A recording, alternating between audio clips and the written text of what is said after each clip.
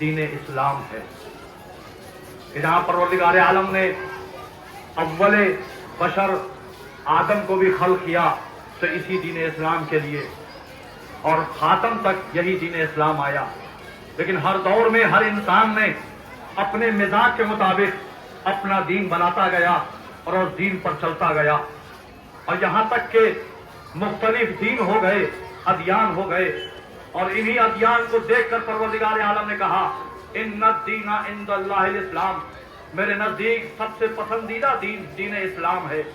آج اسی دین اسلام کے لیے کوئی قیاس آرائیہ اس طریقے سے کرتا ہے، کہتا ہے کہ مسلمانوں کا اسلام 1400 سال پرانا ہے، مسلمانوں کا اسلام 1200 سال پرانا ہے. یاد رکھو، اسلام 1200 سال پرانا 1400 سال پرانا نہیں ہے، بلکہ اسلام اس وقت سے اسلام تھا جب اللہ نے سب سے پہلے نبی آدم کو خلق کیا تھا. آدم سے لے کر خاتم تو ختمی مرتبہ تک اسلام ایک ہی چلا آ رہا تھا. بس اسلام جیسے جیسے بڑھتا گیا، اسلام کے احکام بڑھتے گئے، اسلام پر حکم آتا گیا اور شریعت بدلتی گئی. شریعت بدلی ہے، کبھی نوح کی شکل میں آئی، کبھی عیسیٰ کی شکل میں آئی، کبھی ابراہیم کی شکل میں آئی، کبھی موسیٰ کی شکل میں آئی، یہاں تک کہ ختمی مرتبہ حضرت محمد مصطفیٰ صلی اللہ علیہ وسلم اس دین کو پھیلایا، اس دین کو بچایا اور اس دین کو لوگوں تک پہنچایا. کیسے پہنچایا؟ اپنے کردار سے، اپنے کیریکٹر سے، اپنے اخلاق سے.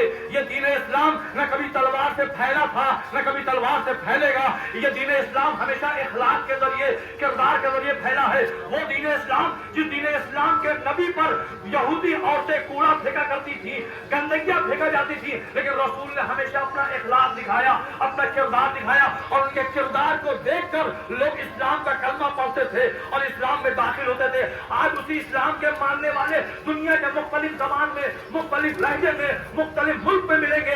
آج دنیا میں جتنے مذاہب ہیں، کسی بھی سے جا کے پوچھئے، کہے گا تمہارا خدا کون ہے؟ کوئی کہے گا گاڈ ہے، کوئی کہے گا رام ہے، کوئی کہے گا کرشنا ہے، کوئی کہے گا الگ الگ خدا کے نام بھی رہیں گے. لیکن پوری دنیا میں کسی بھی مسلمان سے جا کے پوچھئے کہ تمہارا خدا کون ہے، سب مسلمان یہی کہے گا میرا خدا اللہ ہے، میرا خدا اللہ ہے. افسوس تو اس بات کا ہوتا ہے کہ کروڑوں خدا کے ماننے والے، ہزاروں خدا کے ماننے والے مل کر متحد ہیں، اور ہم ایک خدا، ایک نبی، ایک قرآن، ایک دین، ایک اسلام، ایک کعبہ کے ماننے والے ہم آپس میں متحد نہیں ہیں، ہم آپس میں انتشار پھیلائے ہوئے ہیں. وقت ہے جب حسین کے ماننے والے ہیں، وہ حسین کہ جو کربلا کے میدان میں آیا، جس حسین نے مختلف مزاج کو ایک مزاج بنایا، جہاں غلام کا مزاج تھا، دوست کا مزاج تھا، کمانڈر کا مزاج تھا، بھائی کا مزاج تھا، بچے کا مزاج تھا، سارے مزاج کو ایک مزاج بنایا، مزاج حسینی. اب صبح عاشور سے لے کر عصر عاشور تک حسین جو کہہ رہے ہیں وہی حبیب بھی ہے،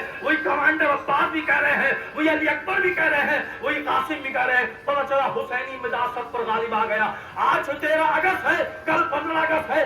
آج پرسوں پورے 15 اگست کے دن ہندوستان کے ہر جگہ پر، ہر موقع پر، ہر جگہ پر ہندوستان کے شہیدوں کو یاد کیا جائے گا. بھئی یہ شہیدوں کو کیا یاد کر رہے ہو؟ کہ ان شہیدوں کو اس لیے یاد کر رہے ہیں کہ انہوں نے ہمارے ملک کے لیے جان دی تھی، ہمارے ملک کے لیے قربانی دی تھی. یعنی پتہ چلا جو جس کے لیے جان دیتا ہے، جو جس کے لیے قربانی دیتا ہے، اس کو پیارا ہوتا ہے. ہمارے ہندوستان کے سربازوں نے، ہمارے ہندوستان کے جوانوں نے، ہمارے ہندوستان کے نوجوانوں نے، کہ جن لوگوں نے بھی ہندوستان کے لیے اپنے آپ کو قربان کر دیا، شہید کر دیا، 15 اگست کے دن ان کی استھیوں پر، ان کی قبروں پر جا کر عقیدت کے پھول چڑھائے جائیں گے. سلام ہو ان علماء پر، ان مولانا پر کہ محمد علی جوہر نے جو کارنامہ دکھایا، جو مولانا آزاد نے کارنامہ دکھایا، جو سر سید احمد خان نے جوہر دکھایا، جو حضرت موہانی نے جوہر دکھایا. آج ان علماء کی، ان مفکروں کی اس ہندوستان میں وہ قربانی ہے. اس قربانی کو قیامت تک لوگ یاد کرتے رہیں گے کہ ہندوستان کو بچانے میں جہاں ہندوؤں نے خون دیا، وہاں مسلمانوں نے دیا، وہاں عیسائیوں نے دیا، وہاں سکھوں نے دیا. یہ ہندوستان ایک ہندوستان جس طرح ایک اشوک چکر ہے. اشوک چکر میں دیکھیے کہ 3 طرف شیر بنے ہوئے ہیں، خونخوار شیر بنے ہوئے ہیں. لیکن یہ خونخوار شیر 3 طرف ایک ساتھ بنے. کیوں؟ کہ ایک ہندوستان کے کلچر کو دکھایا کہ جہاں مختلف مذہب ہیں، مختلف دین ہیں، مختلف دھرم ہے، لیکن سب دھرم، سب دین اس طریقے سے مل کر رہتے ہیں کہ جہاں اتحاد کا پیغام دیا جاتا ہے، جہاں انسانیت کا پیغام دیا جاتا ہے. اے عزیزو، کربلا کے میدان میں اگر حسین اپنی قربانی نہ دیتے تو انسان تو ہوتا، انسانیت نہ ہوتی، شخص تو ہوتا، شخصیت نہ ہوتی. اور اس کا ثبوت اس جگہ ملتا ہے جہاں ہمارے باپو، ہمارے گاندھی جی یہ کہتے ہیں کہ آج ہم نے ہندوستان کو آزاد کروایا تو حسین کو آئیڈیل بنا کر آزاد کرایا. آج ہم ہندوستان میں کامیاب ہوئے تو حسین کے راستے کو دیکھ کر کامیاب ہوئے. حسین اس ذات کا نام ہے کہ جس کے لیے منہاج القرآن کے علامہ طاہر القاضی نے جملہ کہا کہ اسلام محمد کا دین محمدی سن 61 ہجری تک دین محمدی تھا، لیکن سن 61 ہجری کے بعد اب دین محمدی دین حسینی ہے، کیونکہ حسین نے اس دین اسلام کے لیے قربانیاں دی ہیں. اکبر کی ضرورت پڑی، جوان بیٹے اکبر کو دے دیا. بھائی کی ضرورت پڑی، بھائی کو دے دیا. بچے کی ضرورت پڑی، بچے کو دے دیا. پر چل یہ دین اسلام ہم تک آسانیوں سے نہیں پہنچا ہے. وقت ہے کہ ہم یہ نہیں کہتے کہ تم اپنے بچوں کو مجلسوں کی تعلیم دو، تم اپنے بچوں کو ماتموں کی تعلیم دو. یہ محرم کا مہینہ نہ شیعوں کا مہینہ ہے، یہ محرم کا مہینہ نہ سنیوں کا ہے، یہ محرم کا مہینہ نہ دیوبندیوں کا ہے، نہ حنفیوں کا ہے، نہ شافعیوں کا ہے. بس ایک پیغام اپنے بچوں کو بتا دو، ایک پیغام اپنے بچوں کو تعلیم دے دو کہ یہ محرم کا مہینہ رسول کے نواسے کا مہینہ ہے. یہ محرم کا مہینہ رسول کی نواسیوں کا مہینہ ہے کہ جس ماہ میں رسول کے نواسے حسین نے قربانی دی ہے. کیسی قربانی دی کہ دین اسلام کے رگوں میں حسین نے اپنا خون دیا ہے. کس کے خلاف؟ آج ہندوستان میں شہیدوں کو یاد کیا جا رہا ہے. کیوں؟ کہ انہوں نے اپنے ملک کے لیے، اپنے وطن کے لیے اپنے آپ کو قربان کیا تھا، پیش کیا تھا. جو ایک ملک کو بچا کر چلا جائے تو لوگ اس کو یاد کریں، اور جو دین محمدی کو بچا کر چلا جائے ہم اس کی یاد نہ بنائیں.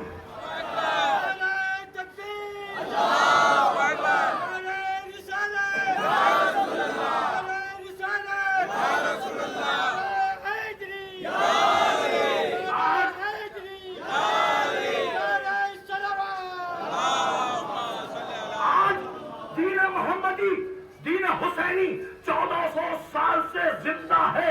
حسین کے لیے سلام اس حسین پر کہ جہاں کربلا کے میدان میں حسین کا ایک ہی بیٹا تھا آخری وقت میں، سید سجاد. اور جہاں سن 61 ہجری میں تاریخ یہ بتاتی ہے کہ یزید کی 3 بیویاں تھیں، 7 بیٹے تھے، 4 بیٹیاں تھیں.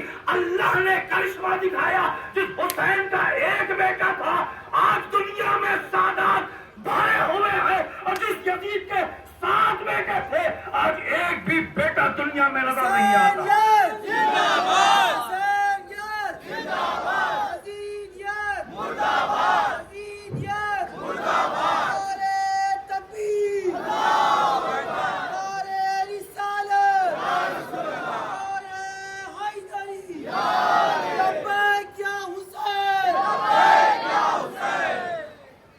حسین نے وہ قربانی دی کہ جہاں محبت کا پیغام پہنچایا. اگر حسین کو جنگ لڑنا ہوتی تو مدینہ نہیں چھوڑتے. حسین نے مدینہ اسی لیے چھوڑا تاکہ جنگ نہ ہو، صلح ہو، آرام سے بیٹھ کر حل ہو. لیکن حسین نے یزید سے یہی کہا تھا، اے یزید تجھ جیسے انسان کے ہاتھ پر مجھ جیسا انسان کبھی بیعت نہیں کرے گا. حسین نے یہ نہیں کہا کہ حسین یزید سے بیعت نہیں کرے گا، بلکہ یہ کہا مجھ جیسا انسان تجھ جیسے انسان کے ہاتھ پر بیعت نہیں کرے گا. کیوں؟ آج ہم لوگ یزید کے خلاف اس لیے ہیں کہ یزید نے امام حسین کو قتل کیا، لیکن حسین یزید کے خلاف کیوں تھے؟ مسلمان اس پر سوچے. حسین یزید کے خلاف اس لیے کھڑے ہوئے کہ یزید دنیا میں بہت زاہد ہوں گے دنیا میں، لیکن زین العابدین جیسا کوئی عابد نہیں ملے گا.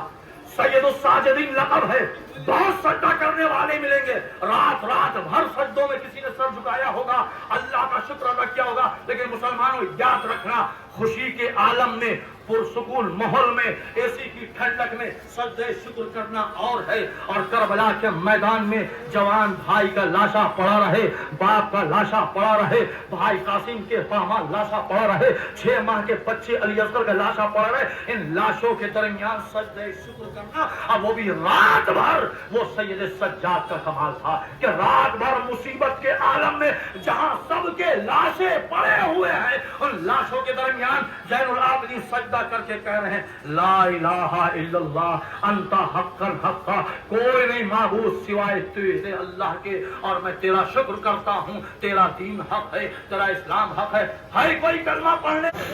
شام کی عورتیں گرم پانی پھینک دیتی تھی. منظر جب شام سے قافلہ گزر رہا تھا نا، یزیدی فوج نیزہ لے کر بیویوں کے محملوں میں چبھو رہے تھے، بچے ماؤں کی گود سے گر رہے تھے.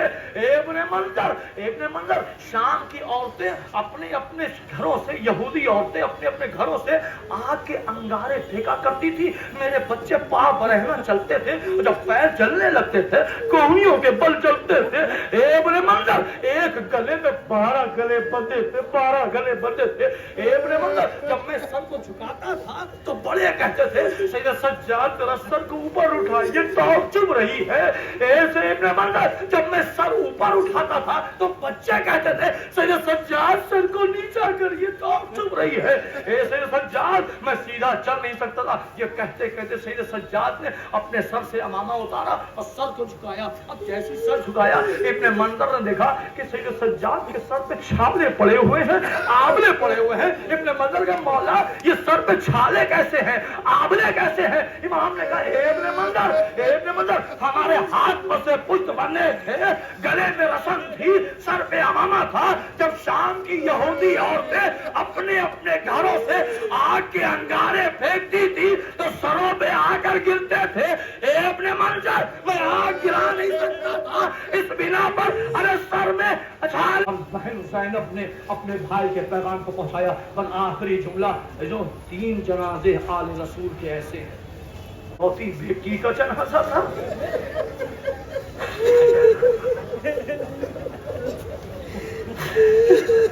ایک رسول کی اکلوتی بیٹی کا جنازہ کہ جب غسل دے رہے تھے زور سے چیخے. سلمان نے پوچھا خیر ہے مولا؟ کہ سلمان کتنی صابرہ بیوی تھی. بس نہیں بتائیے کہ آپ کی بہن کسی مرض میں مبتلا تھی.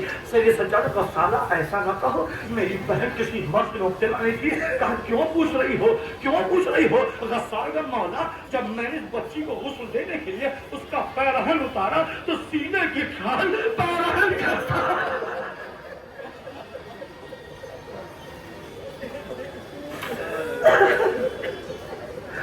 سینے کی کھاد پیرہن کے ساتھ. تیسرا جنازہ سید سجاد کا تھا.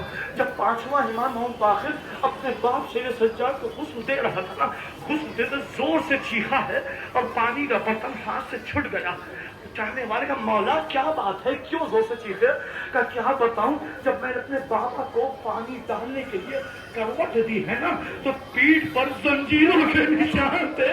ارے گوشت زنجیروں کو کھا گئے تھے.